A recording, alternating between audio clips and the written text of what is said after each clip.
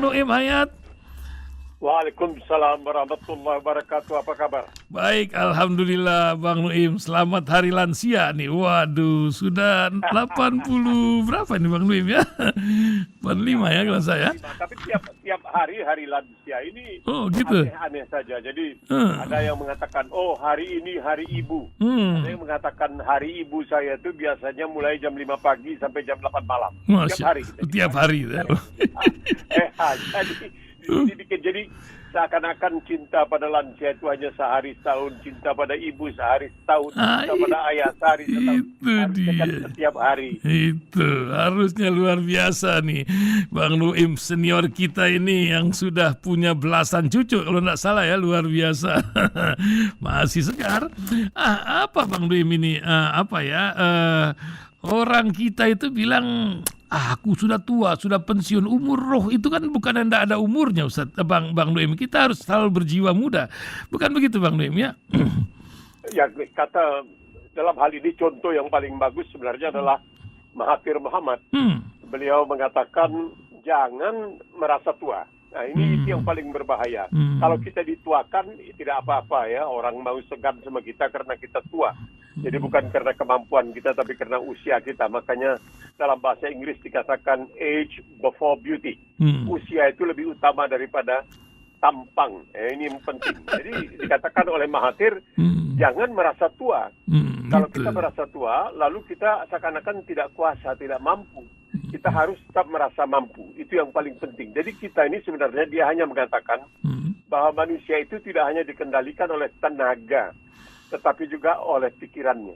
Jadi kalau dia berani menganggap dirinya mampu, mungkin dia bisa mampu. Tapi ada satu nasihat petuah yang disampaikan oleh ibunya, kata Mahathir Muhammad. Ibu saya mengatakan, jangan makan terlalu banyak. Jangan makan terlalu banyak.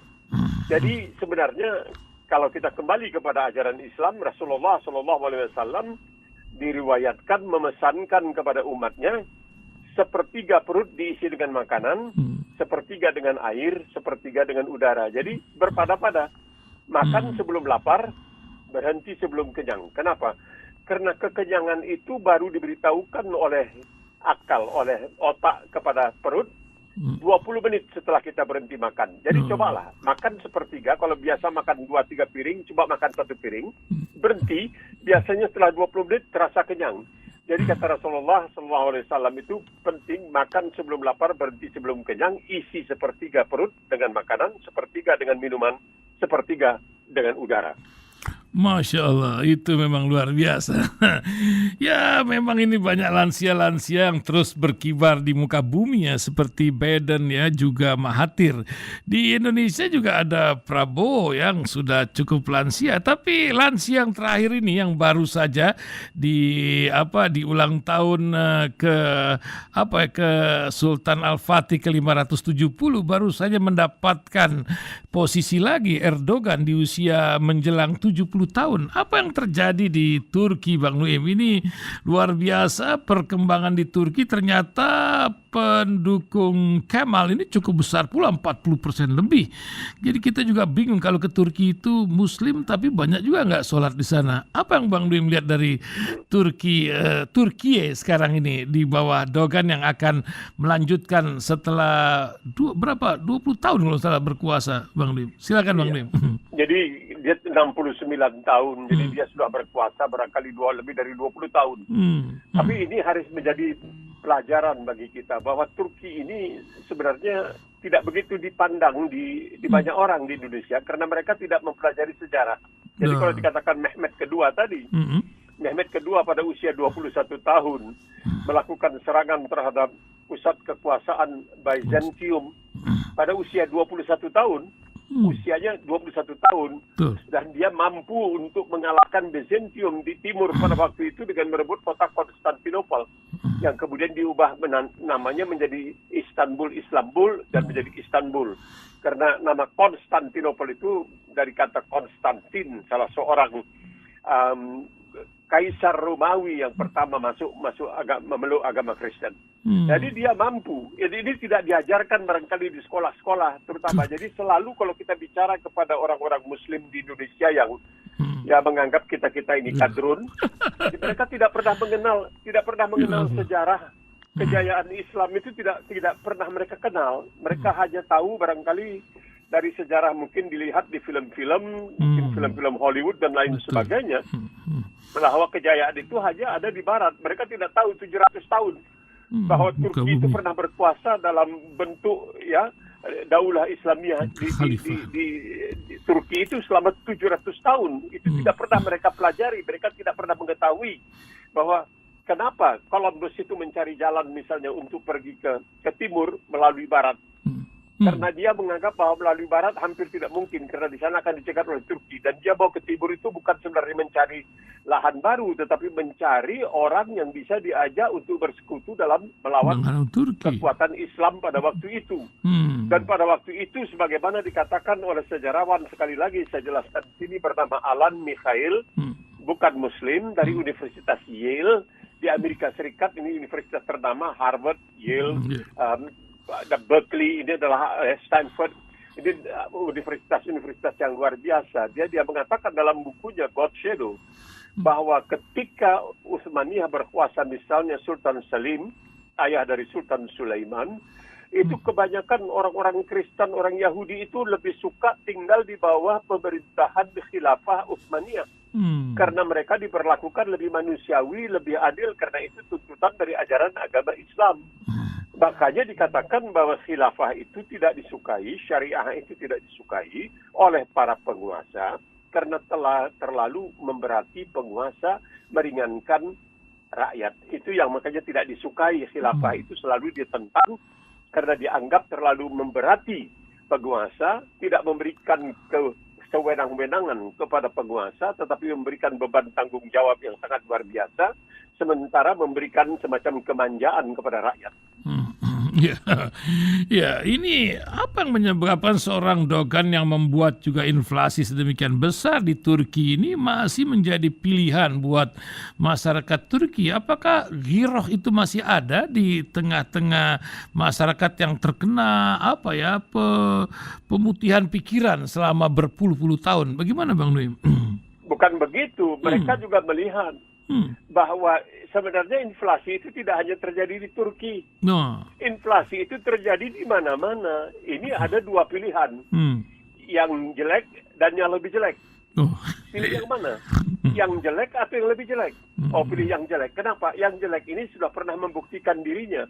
Ketika Erdogan pertama berkuasa, dia berhasil menjadikan perekonomian Turki sebagai perekonomian yang paling maju di Eropa. Atau salah satu yang paling maju di Eropa setelah Jerman terutama. Ini orang bahwa dia memberikan kebebasan.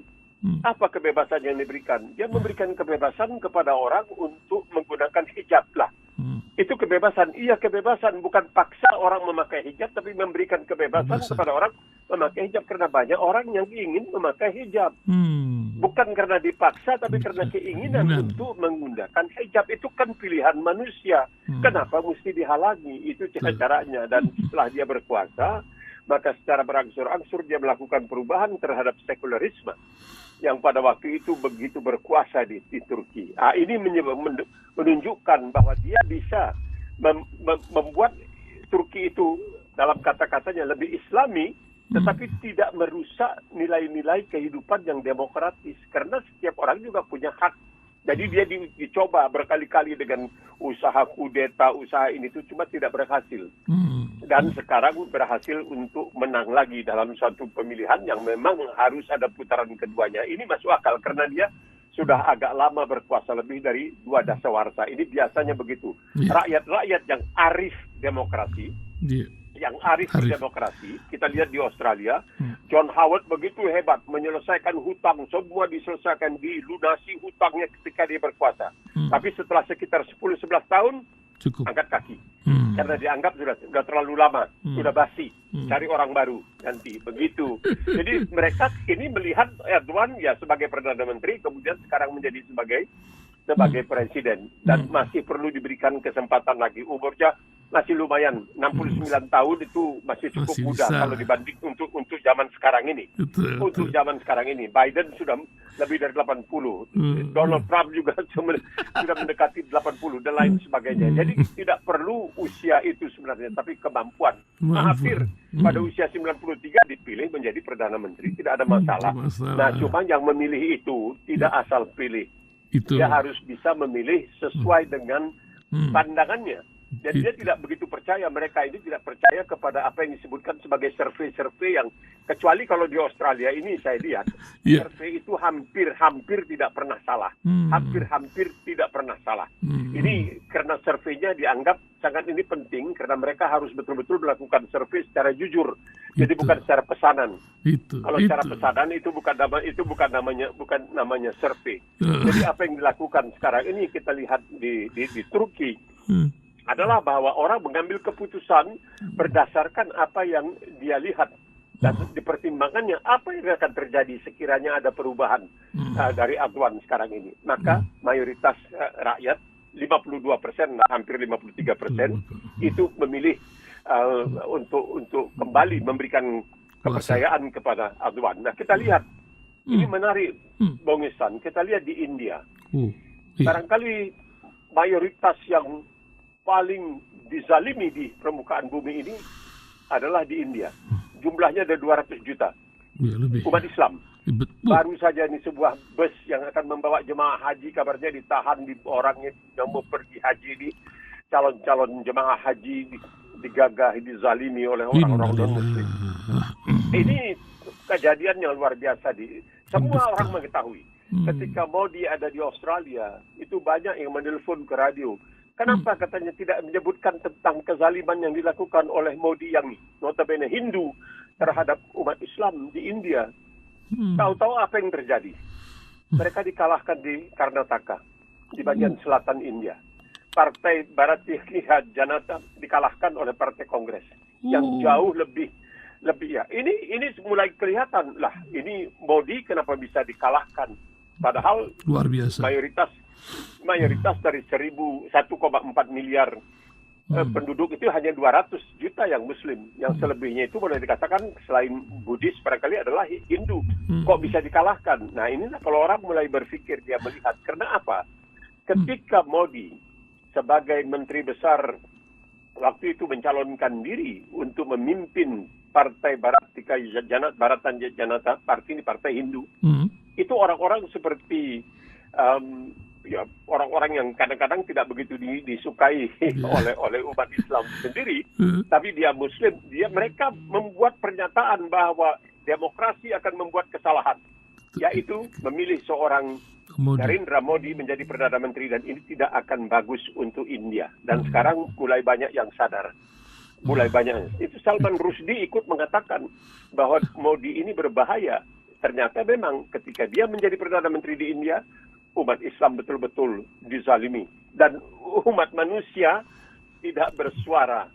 Nah, ini karena apa? Karena seperti sudah sering kita katakan, kalau memang mangsanya korbannya adalah Muslim seperti di Myanmar, kalau korbannya seperti Uighur di Tiongkok, Muslim di India, orang tidak percaya.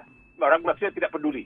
Biarlah mereka dizalimi. Nanti kan di akhirat mereka dapat tempat yang sangat bagus. Begitulah orang barangkali begitu orang berpendapat. Iya. Tadi Bang Nuim menyebut survei-survei di Turki yang nampaknya melenceng dari kenyataan, beda dengan di Australia. Macam mana dengan di Indonesia, Bang Nuim? Ini kan ada survei-survei ketika Pak Anies didudukan pada posisi ketiga, tapi kok sebagian kalangan, terutama yang sedang berkuasa ini, uring-uringan. Ini ada kabar bocoran dari Melbourne, kalau nggak salah nih, Mas Denny Indrayana kan bolak-balik ke Melbourne pula nih. Mudah-mudahan Bang Nuim sempat berkomunikasi ketika MK akan memutuskan tertutup lagi, macam pilih kucing dalam karung. Juga urusan Partai Demokrat yang PK-nya nampaknya menjadi bahan barter dengan masalah-masalah yang ada di lembaga hukum tersebut. Macam mana Bang Nuim melihatnya? Ya, ini kan menarik. Kalau memang menurut inilah dia. Kalau memang menurut survei-survei, Anies itu nomor corot, Kenapa uring-uringan? Ya biarin aja ini nomor corot, udah nanti masuk kandang nanti. Nah ini itu dia. Jadi lain di survei, keyakinan di survei, dan lain dari tindakan. Dan dia mau terus dikerahkan segala dana dan daya, segala jajaran pernah dikerahkan untuk Anies ini. Ini sekali ini menjegal Anies. Sebelumnya mencegah jangan Anies menjadi gubernur. Tahu-tahu tidak berhasil. Nah, ini jadi mereka terpaksa. Oke, kita bikin survei Anies nomor corot selamanya. Tapi kita juga jangan hanya, artinya di sini barangkali mereka mengikuti petuah dari Rasulullah. Ketika seorang Arab datang untuk menghampiri Rasul, dia turun dari untanya, dia langsung berjalan menuju Rasulullah. Rasulullah mengatakan, "Fulan, itu unta kamu nanti kemana-mana. Kalau tidak diikat." Saya tawakal. Jangan, kata Rasulullah, ikat dulu baru tawakal. Nah, ini mereka sekarang ini mereka bikin survei tapi tidak percaya, maka bikin survei dulu, habis itu baru dijegal si Anies. Jadi kan tidak masuk di akal. Ini kan goblok. Di segala macam. Oke, diperpanjang KPK. Ini. Tapi kan ini menunjukkan bahwa mereka dalam keadaan ketakutan. Kalau memang dia tidak punya pengikut, kenapa mesti buang-buang waktu, buang-buang tenaga? Kenapa? Untuk apa? Ya biarin aja, ibarat kapilah anjing menggonggong kapilah lalu. Kenapa mesti uring-uringan? Kenapa mesti begitu takut? Kenapa terus dalam setiap kesempatan menghantam Anies? Bahkan ada yang mengatakan dahulu Undang-Undang Dasar Republik Indonesia itu mengatakan, Undang-Undang 1945, hanya seorang warga negara Indonesia asli yang boleh menjadi presiden. Jadi barangkali waktu itu ditukar dengan harapan ya mungkinlah ada misalnya Ahok barangkali atau yang lain-lain bisa jadi presiden. Ini sekarang bukan salah sasaran ini. Ini memanah ke belakang, tahu-tahu anak panahnya lari ke depan. Nah ini mungkin juga, kita nggak tahu, ada penyesalan barangkali. Makanya mau diubah lagi dari mulai terbuka, proporsional terbuka menjadi proporsional tertutup. Ini kan penghinaan. Ini penghinaan terhadap rakyat Indonesia, dihina habis-habisan. Bahwa mereka itu tidak mampu berpikir. Kalau mereka dikasih sembako, dikasih 50.000 atau 100.000 selesai, mereka akan nurut. Barangkali ini begitu pandangannya. Mungkin rakyat itu masih bisa berpikir. Kita lihat kecerdasan rakyat di Jakarta dalam pemilihan gubernur tahun 17. Jadi jangan anggap enteng kepada rakyat Indonesia juga. Iya, ini juga rakyat lagi pada demo nih di depan KPU. Ada tulisan ex napi koruptor mau nyalek instan. Silakan hubungi nomor KPU. Ini banyak lucu-lucuan, sehingga Pak Mahfud MD juga sudah di akhir-akhir masa jabatannya baru berpikir tentang reformasi hukum. Sayangnya tidak ada ini Fakultas Hukum Rimba di Fakultas Hukum di Indonesia itu. Apa yang Bang Dwi melihat dari ikhtiar ini? Dia tahu ada masalah, tapi kok macam kebingungan dari semua ini. Gimana Bang Dwi melihat? Ya kita melihat karena seperti ada kawan saya dahulu yang tidak pernah terus terang, ya seorang anggota Mahkamah Agung, Ismar Siregar, Allah yarhamu. Saya pikir rahmatullah alaih. Dia juga suka berkata, tidak secara begitu, dia diakui oleh banyak orang, dia banyak musuhnya. Nah, kenapa saya bilang? Ya karena dia lurus gitu, lempeng aja.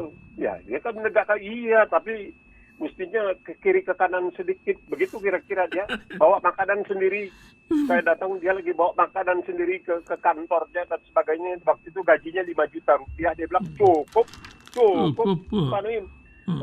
Bisa cukup. Tapi 10 kali itu kalau nggak cukup ya nggak cukup juga. Kalau saya udah cukup, alhamdulillah, dia bilang gitu. Karena dia juga suka memberikan khutbah dan lain sebagainya. Nah, masalahnya seperti Al-Kostar, ini orang-orang yang jujur dan itu banyak musuhnya. Jadi pernah dikatakan, ini kembali ke belakang. Ada seorang menteri di zamannya Soeharto. Menteri ini jujurnya luar biasa. Dan banyak keluhan yang disampaikan kepada Soeharto. Dan Soeharto itu tidak mau mereshuffle kabinetnya. Kenapa? Ada yang mengatakan karena dia ingin memberikan kesan bahwa dia memilih itu atas dasar wangsit dan lain sebagainya, sehingga tidak ada pilihannya yang keliru. Jadi kalau dia melakukan reshuffle itu berarti dia melakukan kekeliruan.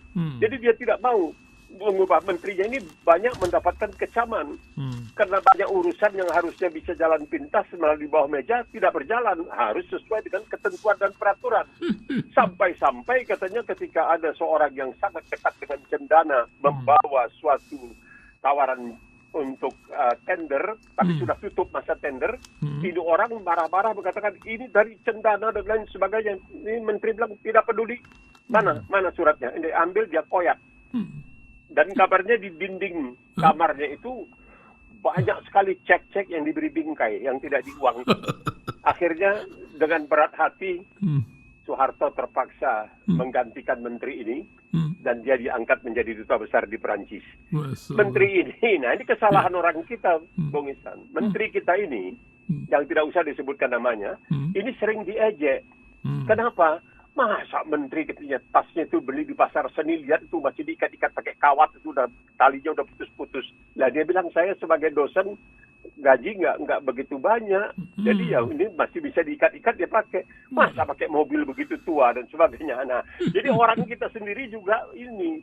Jadi kalau ada dikatakan boleh korupsi tapi jangan pamer, nah ini dia.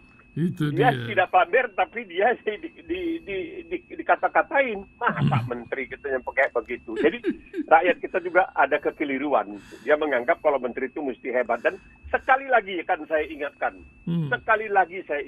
Setelah pemilihan yang paling demokratis dalam sejarah Republik Indonesia tahun 1955, di mana salah satu pemenangnya adalah Masyumi, ini kadrun Masyumi, itu diangkat menjadi Perdana Menteri seorang bernama Burhanuddin Harahap.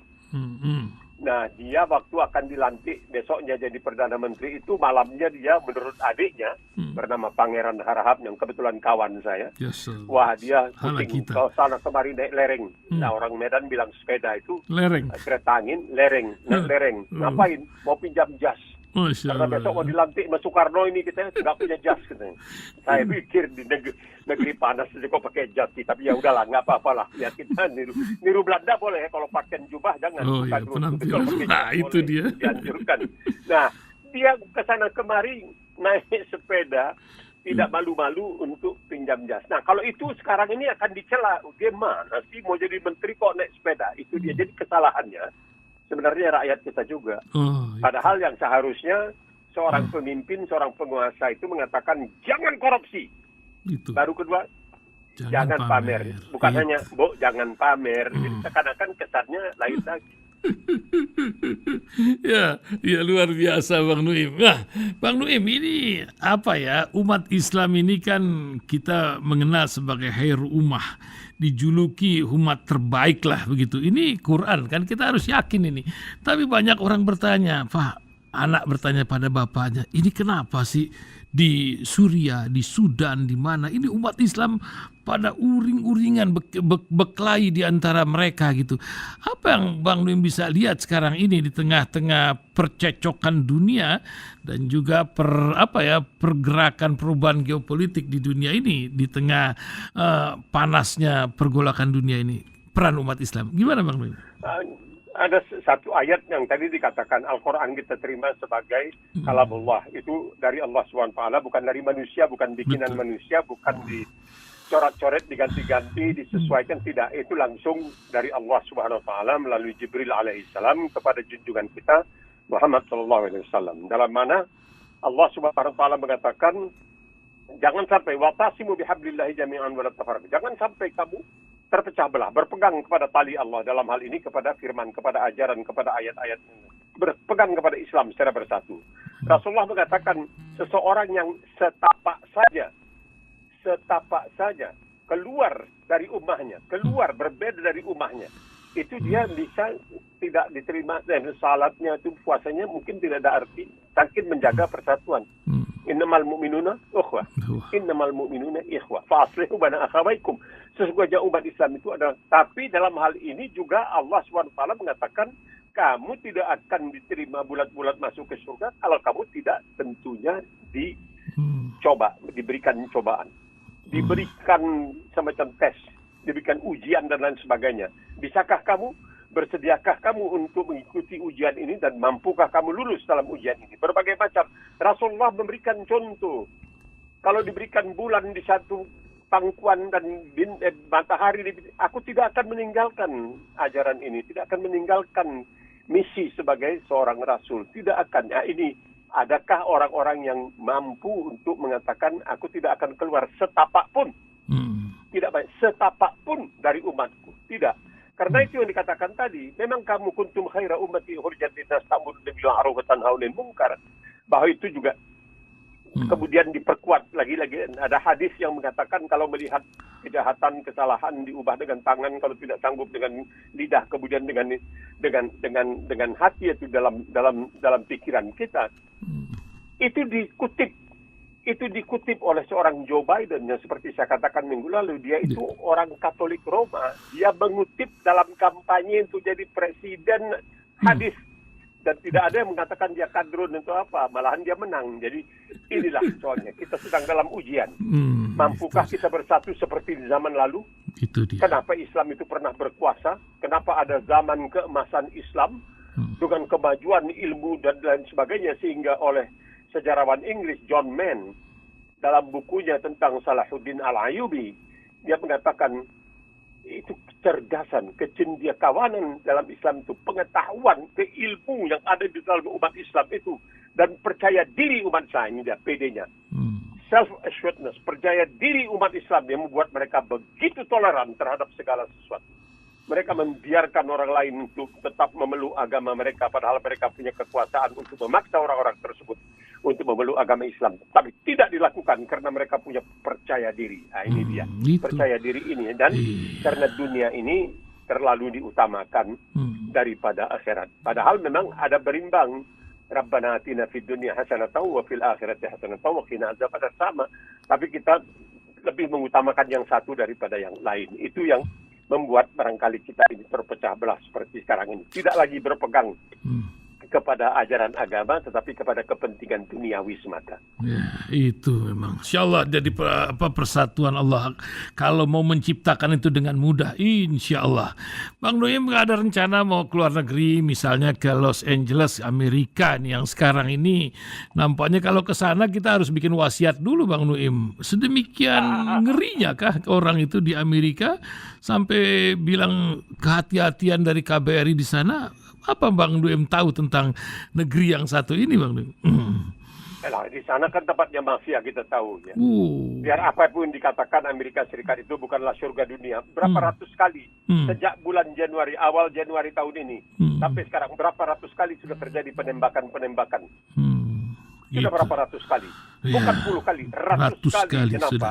Ratusan. Jadi mereka ini, bukan itu saja.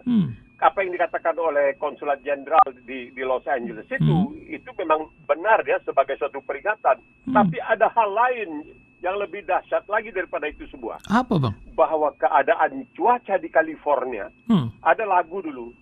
It never rains in Southern California. Tidak pernah hujan kata di California Selatan. Gempa aja di sana. Sekarang apa kejadiannya sekarang, Din? Banyak orang yang berbulan-bulan itu rumahnya, jendelanya tidak pernah dibuka. Karena udara begitu panas, udara begitu tidak enak, dan lain sebagainya. Sehingga air itu betul-betul macam emas. Begitu dahsyatnya. Jadi kita tidak hanya bicara mengenai soal keamanan seseorang. Ketika dia berjalan takut dirampok dan lain sebagainya. Itu terjadi saban hari di Amerika Serikat. Itu kejahatannya sangat luar biasa. Amerika itu menghabiskan lebih banyak duit untuk bangun penjara daripada untuk pendidikan. Jadi kita tidak perlu heran.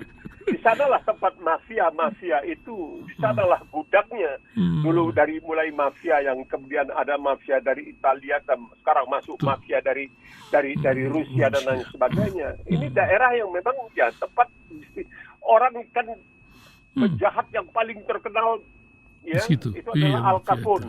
Al Capone ini dia di Detroit. Al Capone ini dalam kartu namanya dia mengaku sebagai seorang saudagar perabot bekas.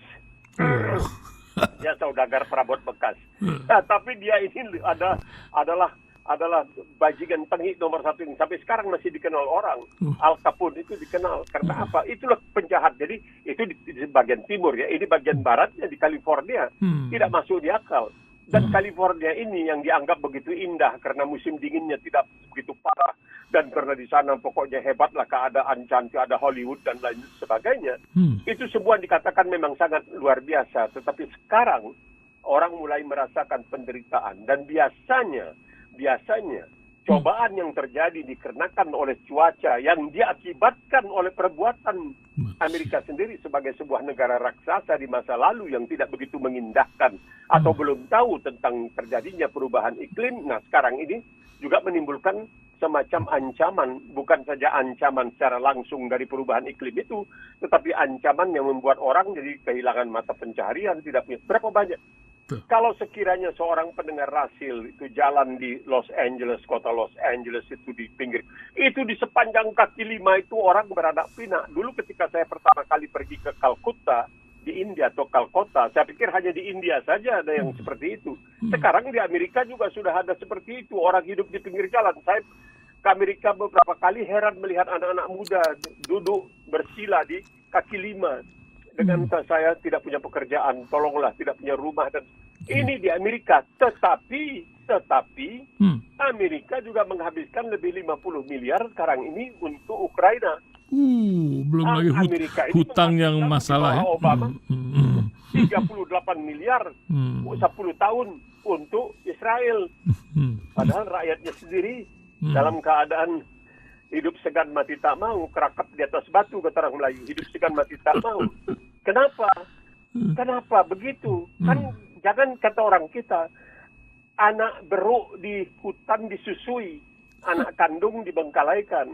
Ini anak sendiri di Hariban dibengkalaikan, kita menyusui anak beruk di hutan. Nah, ini yang terjadi sekarang. Jadi seakan Allah SWT mengatakan, lihat nih, ini negara terkaya di dunia, utangnya lebih dari 32 triliun dolar. Sekarang baru aja selesai nih. Lihat tuh rakyatnya kayak apa. Lihat rakyatnya menderita kayak apa. Padahal dia membantu kezaliman-kezaliman terutama yang dibantunya itu di Israel. Ini kan semuanya contoh bagi kita untuk melihat. Nah, inilah keadaan dunia kita ini.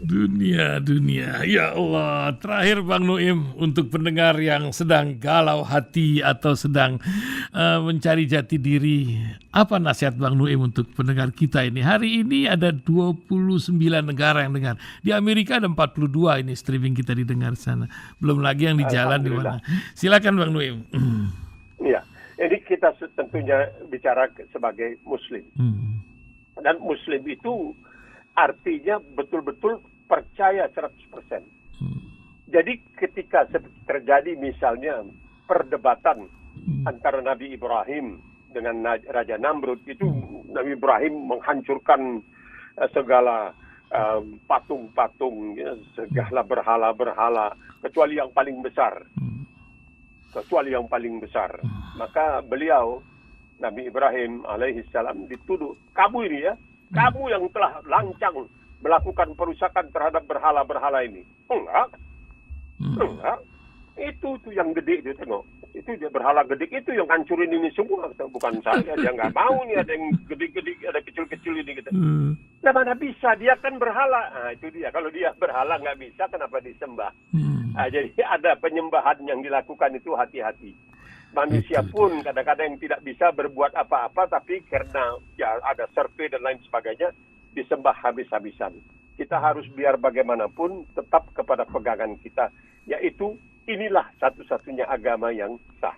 Ini menurut kita, tidak perlu orang lain. Kita tidak menjelekkan agama orang lain. Tidak boleh kita menjelekkan agama orang lain. Tidak boleh, dilarang di dalam Islam menjelekkan sesembahan orang lain. Itu sudah jelas. Tidak boleh sama sekali. Tapi kita harus berpegang teguh kepada keyakinan kita. Inilah dia agama yang hak. Karena ini adalah satu-satunya agama, seperti dikatakan oleh Wilfred Smith dari Kanada. Inilah satu-satunya agama di permukaan bumi ini. Inilah satu-satunya agama untuk umat manusia di dunia ini yang namanya diberikan oleh Tuhannya.